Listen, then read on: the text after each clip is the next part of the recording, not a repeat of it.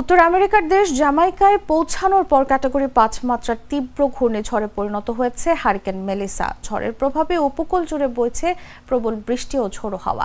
এখন পর্যন্ত জামাইকায় ৩ জন এবং হাইতি ও ডোমিনিকান প্রজাতন্ত্রে ৪ জনের মৃত্যুর খবর পাওয়া গেছে। বিবিসির তথ্য মতে ঘন্টায় ১৭৫ মাইল বা ২৮২ কিলোমিটার বেগে বাতাস বইছে, যা এই বছরের বিশ্বের সবচেয়ে শক্তিশালী ঝড়।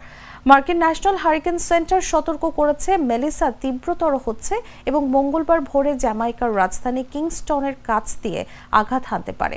সংস্থাটি জানিয়েছে ঝড়ে ৪০ ইঞ্চি পর্যন্ত বৃষ্টিপাত, ১৩ ফুট উচ্চতার জলোচ্ছ্বাস এবং ঘন্টায় ১৬০ মাইল বেগে বাতাস বইতে পারে। এতে ব্যাপক বন্যা ও ভূমিধসের আশঙ্কা রয়েছে। ঝুঁকিপূর্ণ উপকূলীয় এলাকাগুলোতে ইতোমধ্যে বাধ্যতামূলক স্থানান্তরের নির্দেশ জারি করেছে সরকার। আবহাওয়াবিদরা বলছেন, মেলিসার ধীরগতির কারণে দীর্ঘস্থায়ী বৃষ্টিপাত বিপর্যয়কর পরিস্থিতি তৈরি করতে পারে।